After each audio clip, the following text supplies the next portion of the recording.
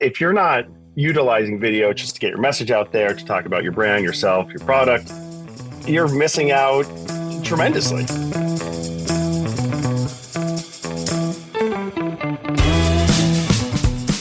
Welcome to the Agents of Change, the podcast experience you've been waiting for your entire marketing career. Search, social, mobile, AI, blockchain, and neuromarketing. These are the Agents of Change, and so are you. Digital marketing success awaits, and your transformation begins now. Welcome to another episode of the Agents of Change podcast. The podcast is all about helping you reach and engage more of your ideal customers online. My name is Rich Brooks. I'm your host. This is episode 577, powered by Flight New Media. Because sometimes you can't do it all yourself. And if you want to add deep expertise to your team, whether you need help with branding, website design, Google Ads, Facebook ads, SEO, analytics, you name it, Flight New Media is here to help. And if you have any questions or just want to kind of talk through whether or not you actually need an outside agency, I'm happy to answer any questions you have. Fill out the contact form at the Agents of Change or takeflight.com or just find me online. I am the Rich Brooks and I'm on all the platforms, but especially paying attention at LinkedIn. Lately, here at Flight, we've been working a lot more with video. Now, we don't offer video production services. However, we've helped clients with their YouTube strategies, their YouTube ads, and using video on their organic and paid social campaigns. We also use video on a number of our clients' websites. Homepage slideshows have fallen out of fashion of late, but they've been replaced with high-quality video that captures your site visitors' attention and helps tell your story. You can see a couple of examples of this on two Maine-based websites that we built, Opportunities Arustic and Timber HP. Just added .com to either of those if you want to see how powerfully good video can be. I bring this up because we've had plenty of video marketers on the show before who talk about what you can do to create better video.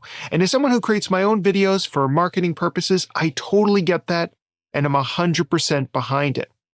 But there are times to bring in a professional videographer, just like there are times to bring in a professional branding agency or a professional web designer or a professional photographer or a professional PR professional. Sometimes those outside experts are exactly what you need to put you over the top. And that's why I asked my friend Kurt to come on the show with me this week for his very first podcast appearance, so be gentle with him. We've worked hand in hand with Kurt's company over the past few years, and we were having a great conversation, he and I, the other night, about when should you create your own video and when do you bring in the big guns? And I thought that conversation would make a good topic to cover on this show, as it's becoming harder and harder to stand out online. So let's jump in. My next guest is the owner and producer and director of Knack Factory, and he's been working in the world of video, television, and broadcast since 2002. He's worked for ESPN, NBC Sports, and Octagon Sports. He has been involved or overseen productions for MasterCard, Nintendo, Mongoose, Visa, GE, Arm & Hammer, and many professional athletes, including Michael Phelps, Steph Curry, Seth Westcott, and Alana Blanchard. In addition to large-scale productions, he has also taught video production to high school students, turning their production into Emmy Award-nominated series on Connecticut Public Broadcasting. He's a husband and father of two who live right here in Portland, Maine. In addition to video production, he's an avid musician and coaches youth soccer in Portland. Today, we're going to be talking about how you can work with your local videographer to get better assets for your own digital marketing with my friend, Kurt Grazer. Kurt, welcome to the podcast.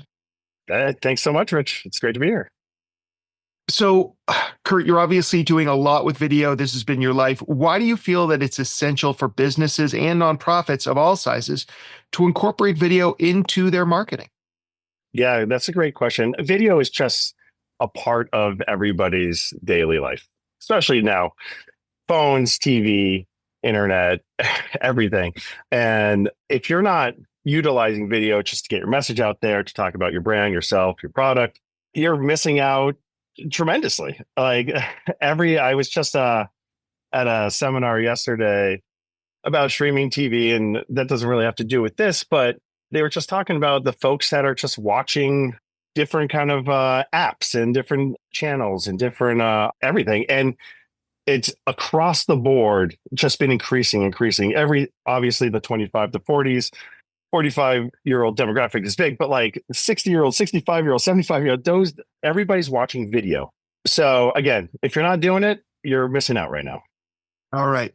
Now, I know that a lot of business owners and marketers probably feel intimidated by the idea of video production. Do you have any recommendations if they want to move beyond just simple smartphone videos and get into something a little bit more polished? Yeah, that's one of the biggest hurdles I've heard from folks. Just this intimidation, just like, I don't know how to even get into it. I don't know what to do. I don't understand the process. I think that's where someone like myself or a company like myself or a creative agency really comes into play to really simplify that process, to really just make sure that it doesn't seem so daunting. Because at the end of the day, we're professionals. I've been doing this for over 20 years. And my job, at least in what we do at Knack Factory, is I try to make it not only simple, but a great experience. Because if you don't have a good experience, you probably don't want to go back to video or somebody else. But yeah, it's just talking it through, figuring out what your message is, talking to a professional to see how they can turn that message into actual good video. And that's really it. It's just really kind of simplifying it, just talking it through. I don't want people thinking that, I need a 25-person crew. I don't know what kind of cameras to use. I don't know once we have it, what do I do? Don't worry about that. That's what folks like myself do. And figuring out not only when we're filming, that's one part, but like after filming, we know how to like put it together, edit it to put on your phone, to put on the internet, to put on TV. So it's talking to someone that understands it. You're not committed to anything, but just having that conversation is just a really good start. So, Kurt, obviously you and I or our companies have worked together on a number of different projects, a number of different clients. We also do some of our own video in-house, but primarily like that kind of smartphone video, just very quick things for social promos. But you and I or our teams have sat down and spent entire days together creating bigger videos, both for Flight and for some of our clients. Is there a line in the sand for when it makes sense for a business to kind of create their video content in-house and maybe when it's worth hiring a professional team? I think when it becomes overwhelming, to be honest, once you're like, I have my phone, I got my video, I put, maybe a reel together or put a story together, something simple like that, just got my message out there. That's great. Go ahead. But if it's impacting your day, impacting your business, impacting what you're doing for your business, yeah, at that point, I think it's time to talk to somebody that can kind of help you put the pieces together, to help you with that process, and to really kind of put your mind at ease to get that video out. The line in the stand, every individual has their own kind of thoughts on that. But like, again, once it starts getting overwhelming, you're like, I don't know what to do. I got to get video. I got to get it out there. I don't know what to do. At that point, talk to somebody.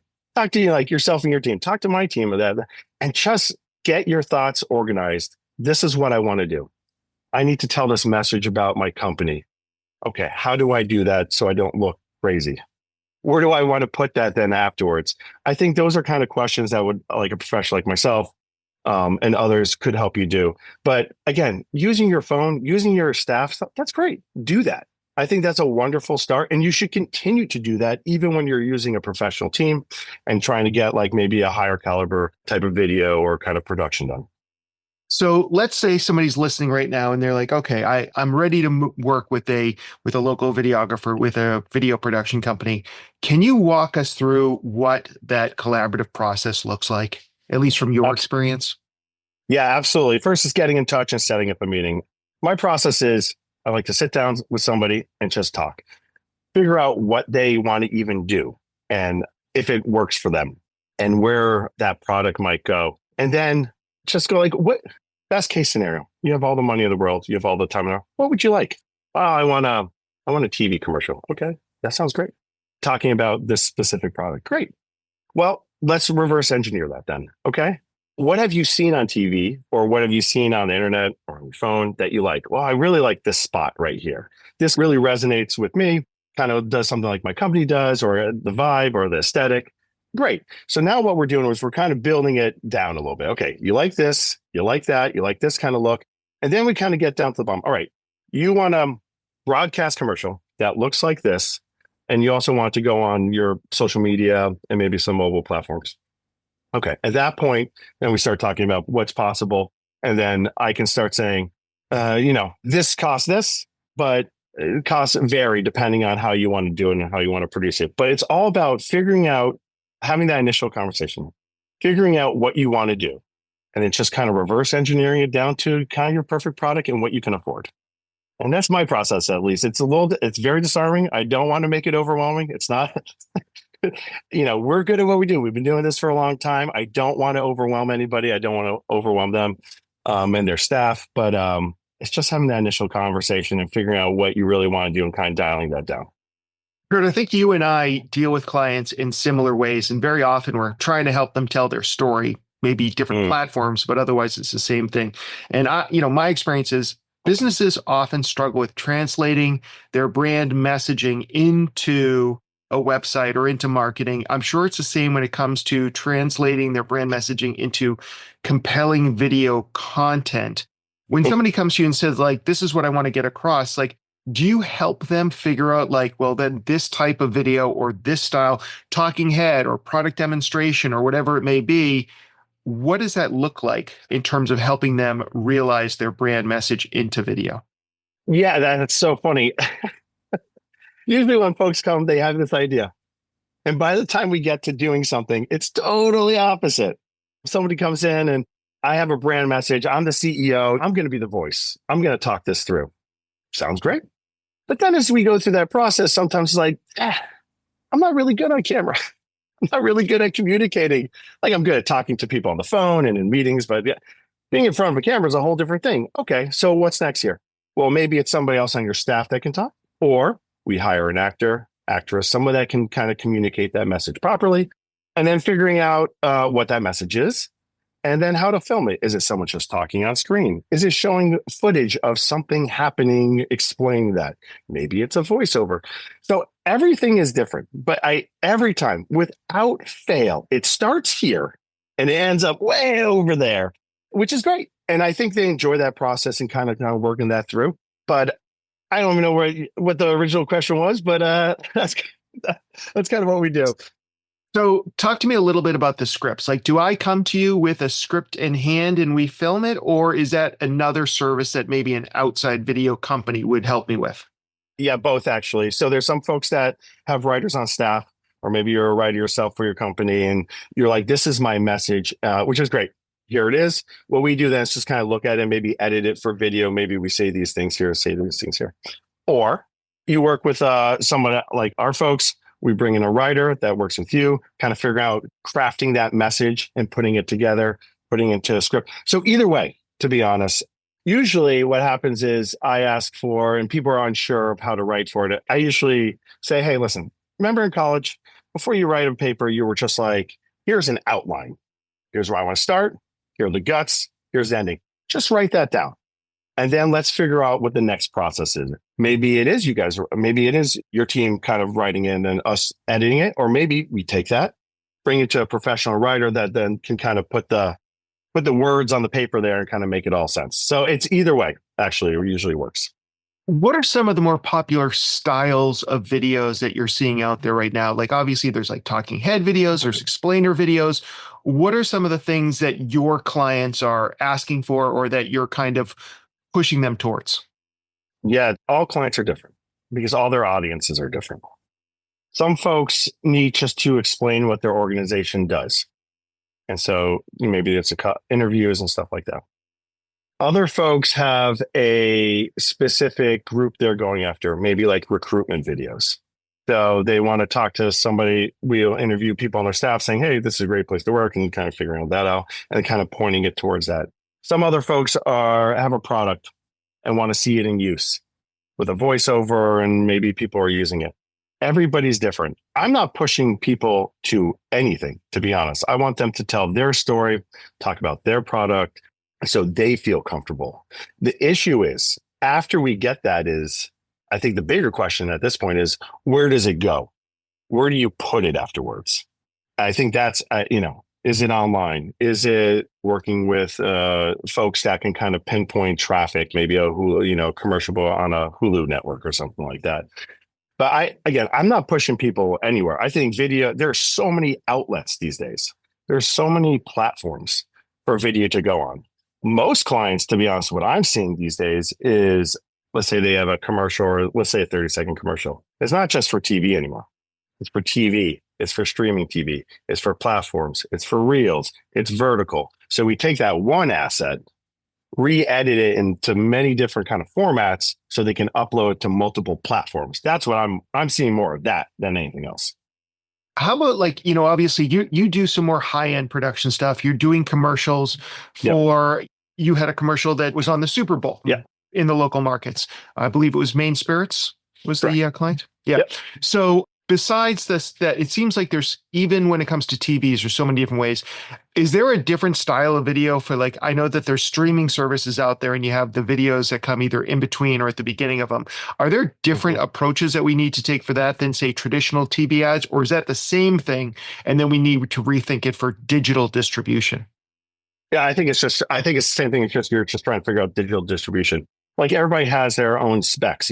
Sometimes people are like, it needs to be 30 seconds. TV is 30 seconds. I think a lot of that has migrated over to streaming TV. You have your 15-second blocks, your 30-second blocks, potentially 60-second blocks. So that's still there. It's just kind of reformatting what you want to do, re-editing for what you do for those different platforms. Again, like YouTube ads, you got 6 seconds, 15s, and 30s.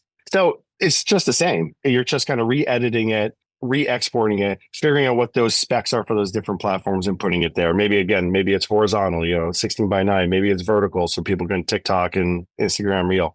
But it's the same idea. It's just going to different places.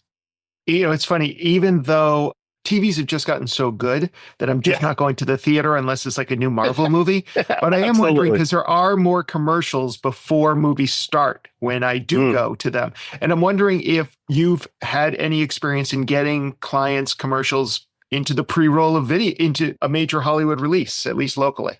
And if there's any sort of criteria for those kind of videos. It's so funny that you say that, Rich.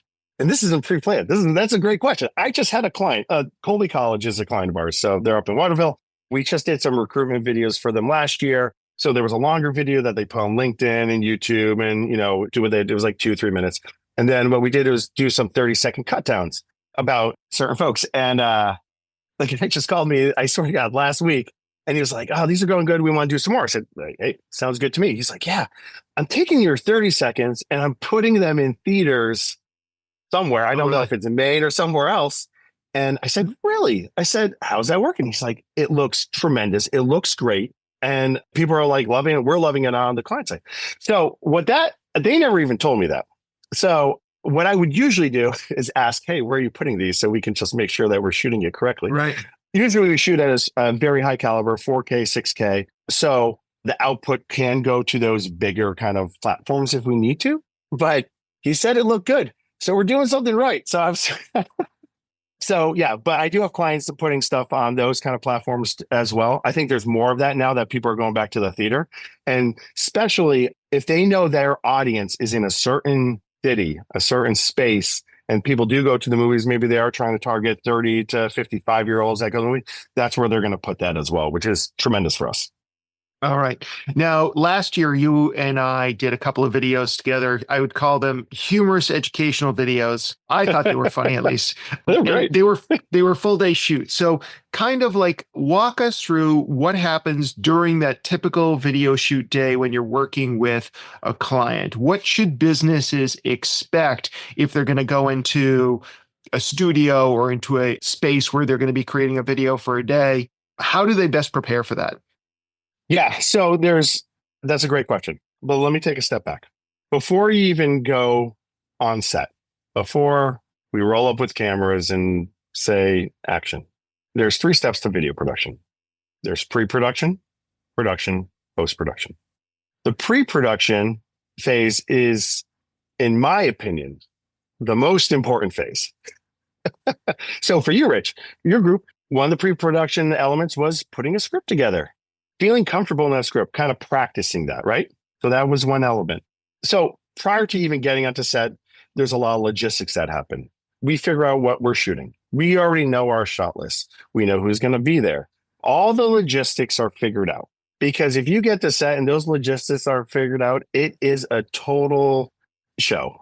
So you need to have that done straight up. So when people come to set, then the client, our team, our production team is ready to go. And the client feels at ease too, because everybody else is at ease. We know what we're doing. It puts them at ease. They feel more comfortable. They're enjoying that experience. And then we can go start shooting. So, and again, every shoot's different. Maybe it's at a location. This week, we shot another Main Spirits commercial at a house. That's a different experience. Sometimes we shoot in studios. That's a different experience right there. But that pre-production phase, figuring out the script, figuring out the location, figuring out the talent, figuring out the message, figuring out the crew, figuring out how we're shooting it, yada, yada, yada, is the most important thing. So when we get there, the day of should be cake. Yeah. And I'm thinking about the second video that we did, which was kind of the takeoff on the like the 12-step processes, which was the Google Ads, trying to recover from working with a Google Ads expert.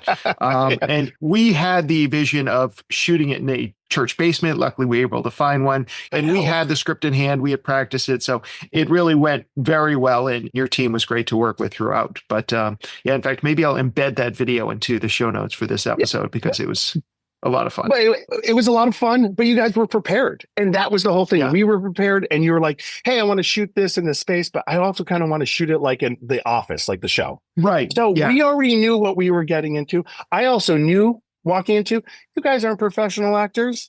That's cool. And so my approach is a little different with y'all than if it was like, I'm paying this person who's a professional actor who could talk. My approach with them is different than my approach with you. My approach with you is, let's have some fun. Let's figure it out. Oh, you messed up. Not a big deal. Let's keep going. Let's figure it out. Professional actors like, hey, we got to hit these lines. You're great. You're getting paid good money. Let's get this, keep this moving. So that's kind of my process in that spot. But yeah, that was a lot of fun. You guys did great. And you were kind of funny too, Rich. I appreciate that. I think my team was actually great actors. I look at myself and I cringe every time I watch it, but yeah. That's BS. But You're great.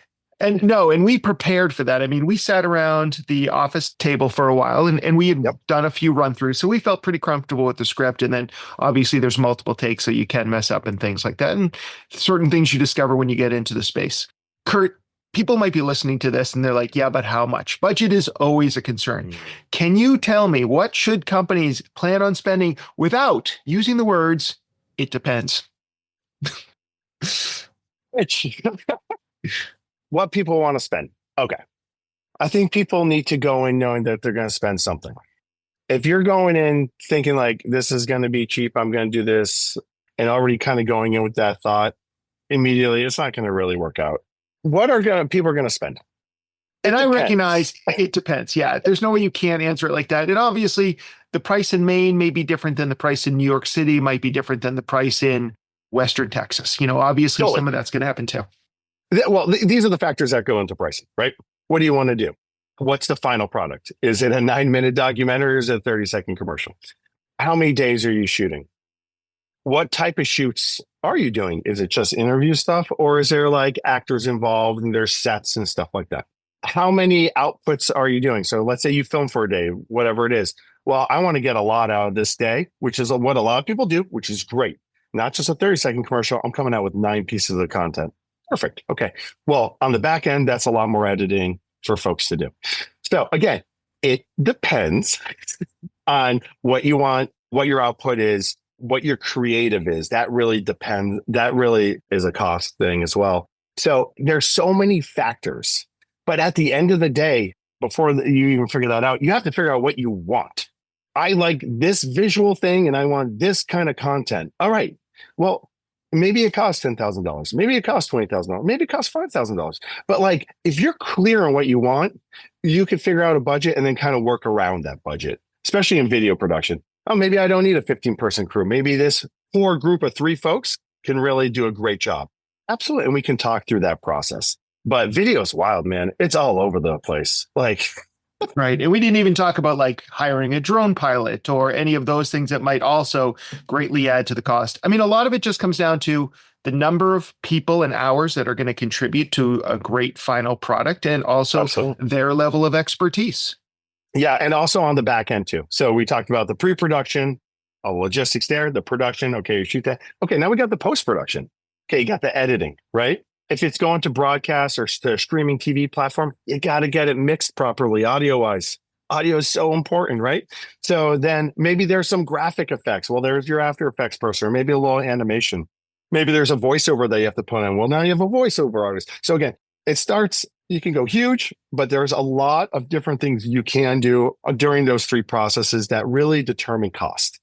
Yeah. But post-production, I think pre-production, a lot of people overlook. And post-production, I think people don't really understand how many folks. It's not just one dude editing in his basement like I am currently right now. It's there's a team involved that makes sure that product that you shot and that you had in your head actually is exactly the way it is when we hand it off to you and before we send it to a TV station or streaming service or put it on TikTok or Instagram or websites, yada, yada, yada.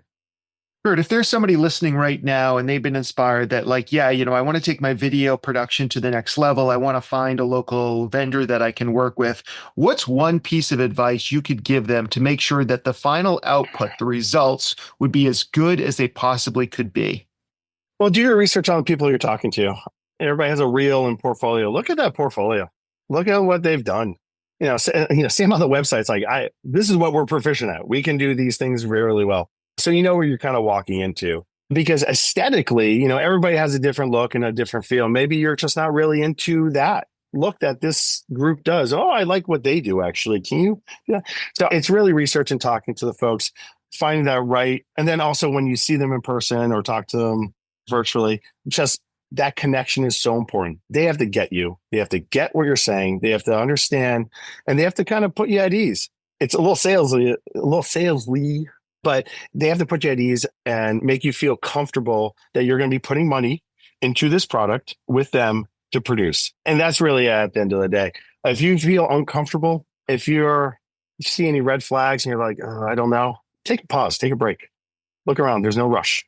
Find somebody else and talk to multiple people till you feel comfortable. That's the biggest advice. But you got to talk to them, put out your vision and see what comes back at you. Awesome. Kurt, if people want to learn more about you and Knack Factory, where can we send them online? Oh, man.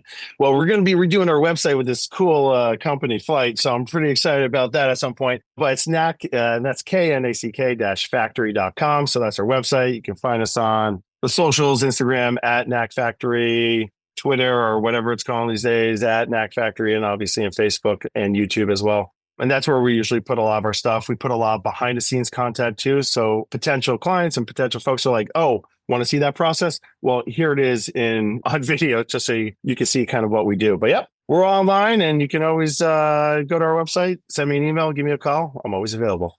All right. We'll have those links in the show notes. Kurt, thank you so much for coming by today, my friend. Hey, thanks so much, Rich. Really appreciate it. For a full transcript, show notes, and a blog post all about the topics that we covered today, just head on over to our website at theagentsofchange.com. We'll even have links to some of the videos that we created with Kurt. I think you're really going to love the one that we did on Google Ads in the church basement, so I'll include a link to that as well. Be sure to check that out. Make sure that you're subscribed to the podcast. We've got more great content coming your way, more amazing guests. If you're looking to really take your marketing game to the next level, that's what we're here for. And we want to help make you an agent of change. Don't miss another thrilling episode of the Agents of Change podcast. Be sure to subscribe on your favorite podcasting platform.